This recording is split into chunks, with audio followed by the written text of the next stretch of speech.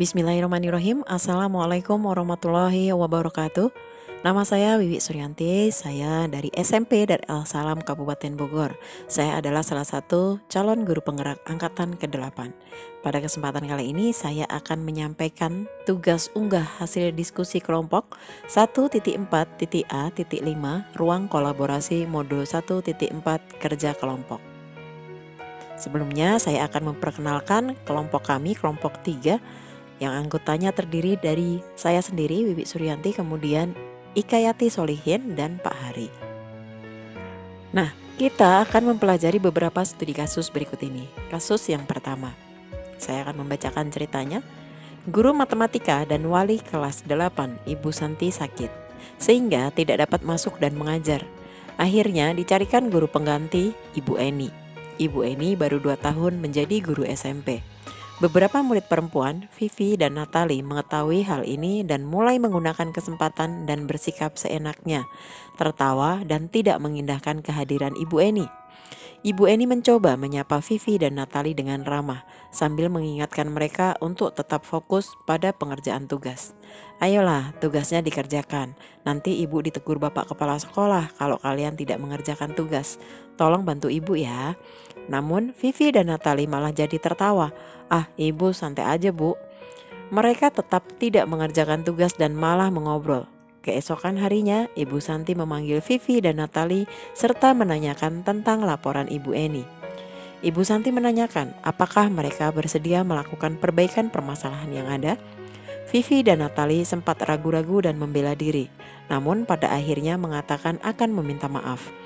Ibu Santi menanggapi bahwa tindakan itu boleh saja dilakukan bila mereka sungguh-sungguh ingin meminta maaf.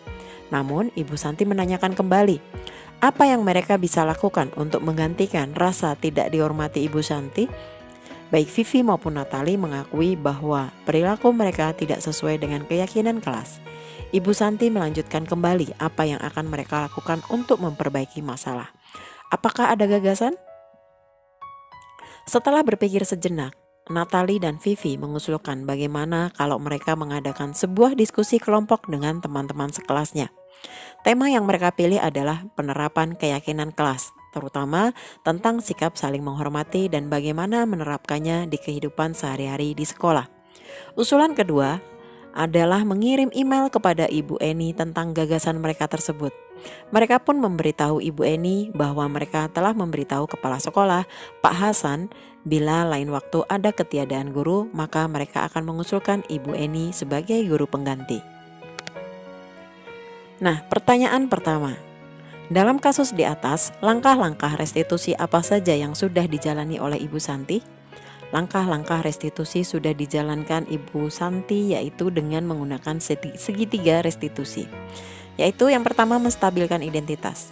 Ini ditunjukkan dengan kalimat Ibu Santi menanyakan apakah mereka bersedia melakukan perbaikan permasalahan yang ada. Vivi dan Natali sempat ragu-ragu dan membela diri, namun pada akhirnya mengatakan akan meminta maaf. Kemudian, memvalidasi tindakan. Ibu Santi menanggapi bahwa tindakan itu boleh saja dilakukan bila mereka sungguh-sungguh ingin meminta maaf. Namun Ibu Santi menanyakan kembali apa yang mereka bisa lakukan untuk menggantikan rasa tidak dihormati Ibu Santi. Baik Vivi maupun Natali mengakui bahwa perilaku mereka tidak sesuai dengan keyakinan kelas. Kemudian menanyakan keyakinan. Ibu Santi melanjutkan kembali apa yang akan mereka lakukan untuk memperbaiki masalah, apakah ada gagasan. Selanjutnya pertanyaan kedua, menurut Anda apakah restitusi yang diusulkan Vivi dan Natali sudah sesuai dengan pelanggaran yang telah dibuat? Apakah langkah-langkah restitusi yang telah diusulkan mereka? Restitusi yang diusulkan Vivi dan Natali sudah sesuai. Langkah-langkahnya, mereka mengusulkan bagaimana kalau mereka mengadakan sebuah diskusi kelompok dengan teman-teman sekelasnya. Tema yang mereka pilih adalah penerapan keyakinan kelas, terutama tentang sikap saling menghormati dan bagaimana penerapannya di kehidupan sehari-hari di sekolah. Usulan kedua adalah mengirim email kepada Ibu Eni tentang gagasan mereka tersebut. Mereka pun memberitahu Ibu Eni bahwa mereka telah memberitahu kepala sekolah, Pak Hasan, bila lain waktu ada ketiadaan guru, maka mereka akan mengusulkan Ibu Eni sebagai guru pengganti. Kemudian pertanyaan yang ketiga, Dalam kasus di atas, posisi apakah yang telah diambil oleh Ibu Eni? Kasus dalam menangani Vivi dan Natali. Posisinya sebagai teman yang tercermin dalam kalimat Ibu Eni mencoba menyapa Vivi dan Natali dengan ramah sambil mengingatkan mereka untuk tetap fokus pada pengerjaan tugas. Ayolah, tugasnya dikerjakan. Nanti Ibu ditegur Bapak Kepala Sekolah kalau kalian tidak kerjakan tugas. Tolong bantu Ibu ya. Selanjutnya pertanyaan keempat. Jika Anda adalah Pak Hasan, bagaimana Anda menyikapi langkah yang ditempuh Ibu Santi? Langkah ini sudah tepat, sesuai dengan langkah-langkah restitusi yang benar dan mau berbagi praktik baik dengan rekan sejawat. Selanjutnya kita beralih ke kasus kedua. Sabrina hari itu bangun terlambat dan terburu-buru sampai di sekolah. Dia pun akhirnya sampai di gerbang sekolah, tapi baru menyadari kalau tidak menggunakan sepatu hitam seperti tertera di peraturan sekolah. Di depan pintu kelas, Bapak Lukman memperhatikan sepatu Sabrina yang berwarna coklat. Sabrina berusaha menjelaskan bahwa dia terburu-buru dan salah mengenakan sepatu. Pak Lukman menanyakan Sabrina, apa peraturan sekolah tentang seragam warna sepatu? Sabrina menjawab sudah mengetahui sepatu harus berwarna hitam, namun terburu-buru dan salah mengenakan sepatu. Selain tidak mungkin kembali pulang karena rumahnya jauh sekali. Pak Lukman tetap bersikeras pada peraturan yang berlaku dan mengatakan, ya sudah, kamu sudah melanggar peraturan sekolah. Kamu salah, sudah terlambat, salah pula warna sepatunya. Segera buka sepatumu kalau tidak bisa mengenakan warna sepatu sesuai peraturan. Sabrina meminta maaf dan memohon kembali kepada Pak Lukman agar tetap dapat mengenakan sepatunya dan berjanji tidak akan mengulangi kesalahannya. Namun Pak Lukman tidak mau tahu. Tidak, kamu telah melanggar peraturan sekolah. Kalau tidak sanggup ambil sepatu di rumah atau diantarkan sepatu ke sekolah, ya sudah, kamu tidak bersepatu saja seharian di sekolah. Sekarang copot sepatumu dan silakan belajar tanpa sepatu seharian. Sabrina pun dengan berat hati mencopot sepatunya dan memberikannya kepada Pak Lukman. Seharian dia tidak berani berkeliling sekolah karena malu dan lebih banyak diam diri di kelas tanpa alas sepatu. Nah, pertanyaan pertama dalam kasus ini, dalam kasus di atas, sikap posisi apakah yang diambil oleh Bapak Lukman? Jelaskan, apakah indikatornya? Jawabannya, Pak Lukman adalah seorang penghukum karena bentuk perlakuan terhadap murid dilakukan secara langsung tanpa mencari tahu latar belakang yang dialami oleh murid tersebut.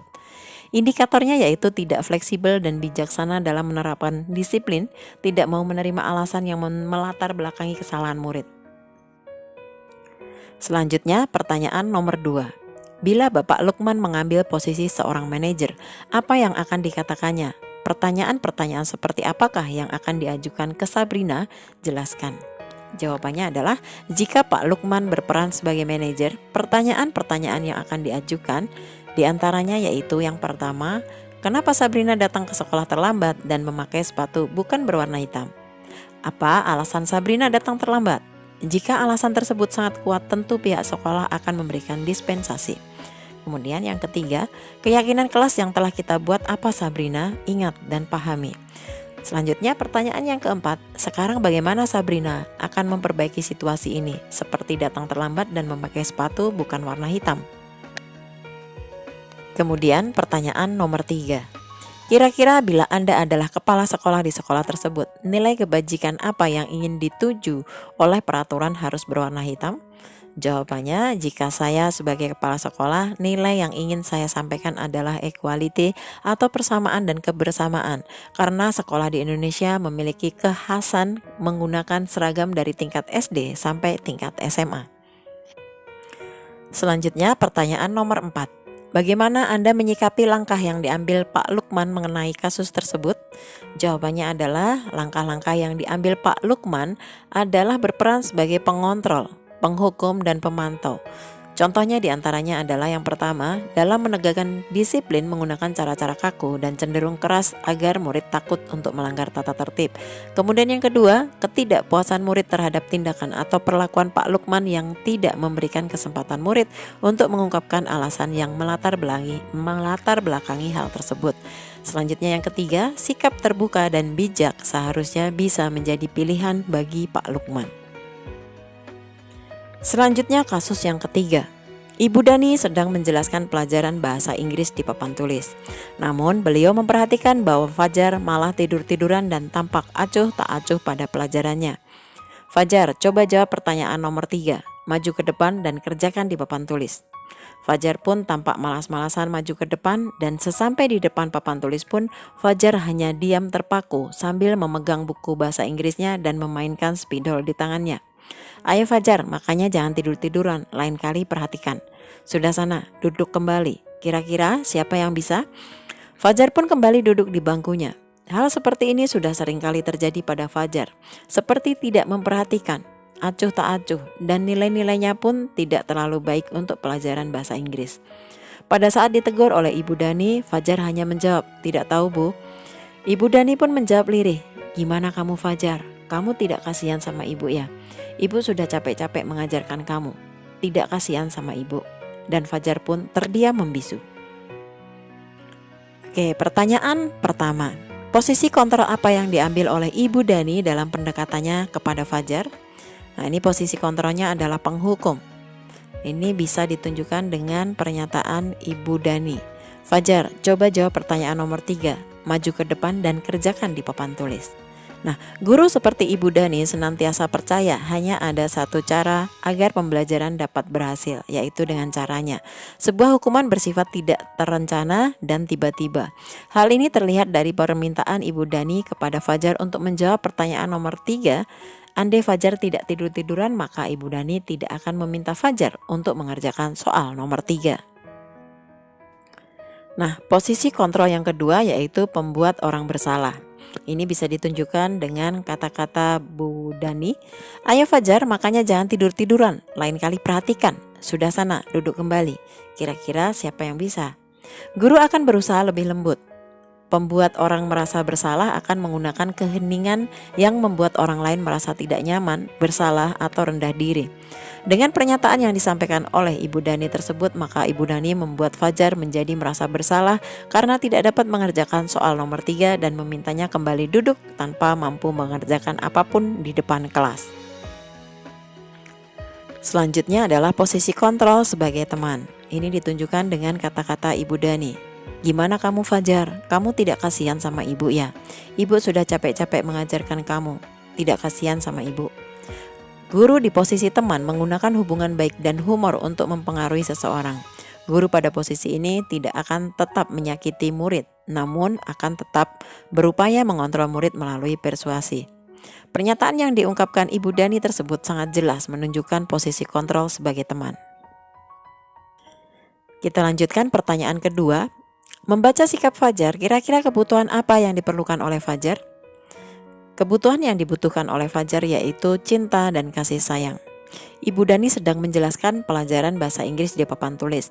Namun beliau memperhatikan bahwa Fajar malah tidur-tiduran dan tampak acuh tak acuh pada pelajarannya. Nah, alasannya dengan melakukan tindakan tidur-tiduran bahkan terlihat acuh tak acuh terhadap pelajaran, maka Ibu Dani akan memperhatikannya dengan baik sehingga Fajar berhasil mendapatkan kebutuhan kasih sayang yang dia inginkan. Selanjutnya kebutuhan yang kedua yaitu kebebasan. Fajar pun tampak malas-malasan maju ke depan dan sesampai di depan papan tulis pun Fajar hanya diam terpaku sambil memegang buku bahasa Inggrisnya dan memainkan spidol di tangannya. Alasannya, dengan tampak bermalas-malasan untuk maju ke depan dan tidur-tiduran saat Ibu Dani menjelaskan, bisa jadi Fajar merasa bosan dengan cara Ibu Dani mengajar sehingga ia ingin mencari cara belajar lain yang lebih ia senangi. Selanjutnya, kebutuhan kesenangan. Fajar pun kembali duduk di bangkunya. Hal seperti ini sudah seringkali terjadi pada Fajar, seperti tidak memperhatikan, acuh tak acuh, dan nilai-nilainya pun tidak terlalu baik untuk pelajaran bahasa Inggris. Alasannya, individu yang memiliki kebutuhan dasar kesenangan yang tinggi biasanya ingin menikmati apa yang dilakukan. Dalam hal ini Fajar merasa senang dengan kekesalan Ibu Dani. Kita lanjutkan pertanyaan yang ketiga. Bila mana Ibu Dani mengambil posisi pemantau apa yang akan dilakukan atau dikatakan olehnya? Pertanyaan-pertanyaan seperti apa yang akan diajukan? Jelaskan. Posisi pemantau berdasarkan pada peraturan-peraturan dan konsekuensi. Dengan menggunakan sanksi atau konsekuensi, kita dapat memisahkan hubungan pribadi kita dengan murid. Nah, pertanyaan-pertanyaan yang muncul yaitu diantaranya, apa konsekuensi dari tindakan dan perilaku yang kamu lakukan sekarang ini, Fajar? Kemudian yang kedua, peraturan apa yang telah kita sepakati saat kita belajar bahasa Inggris di kelas, Fajar? Selanjutnya, pertanyaan keempat. Apabila Anda adalah kepala sekolah di sekolah Fajar dan mengetahui hal ini, bagaimana tindak lanjut Anda? Jika saya seorang kepala sekolah, maka saya akan melakukan hal-hal berikut ini. Yang pertama, meningkatkan kualitas pembelajaran, seperti memberikan kesempatan guru untuk mengembangkan diri, memfasilitasi media dan sarana pembelajaran, melaksanakan supervisi secara rutin, dan berkolaborasi dengan warga sekolah dalam menegakkan disiplin. Kemudian yang kedua, mengadakan pelatihan atau workshop untuk guru dalam mengembangkan model dan metode pembelajaran yang inovatif. Baiklah, kita lanjutkan kasus yang keempat. Anto dan Dino sedang bermain bersama di lapangan basket dan tiba-tiba terlibat dalam sebuah pertengkaran adu mulut. Dino pun menjadi emosi dan mengadakan kontak fisik, menarik kemeja Anto dengan kasar sampai 3 kancingnya terlepas. Pada saat itu guru piket langsung melerai mereka dan membawa mereka ke ruang kepala sekolah. Ibu Suti sebagai kepala sekolah berupaya menenangkan keduanya, terutama Dino. Dino, sepertinya kamu saat ini sedang marah sekali.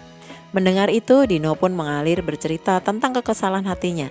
Ibu Suti pun melanjutkan bahwa sebuah kesalahan adalah hal yang manusiawi dan bahwa mempertahankan diri adalah hal yang penting.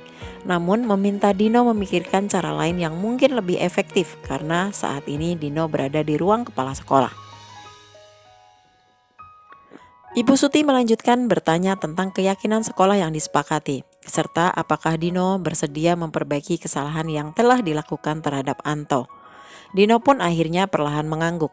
Kemudian Ibu Suti balik bertanya kepada Anto, hal apa yang bisa dilakukan Dino untuk memperbaiki masalah?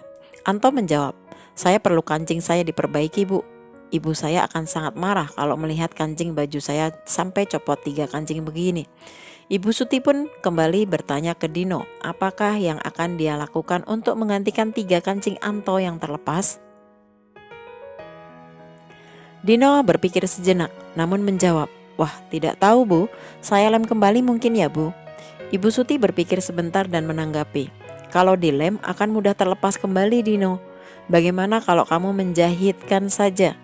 Bersediakah kamu? Dino tampak ragu-ragu dan menanggapi, menjahit? Mana saya tahu bagaimana menjahit, Bu. Ibu Suti meneruskan, apakah kamu bersedia belajar menjahit? Dino berpikir sejenak, memandang ke meja Anto dan menanggapi, yang mengajari saya siapa, Bu?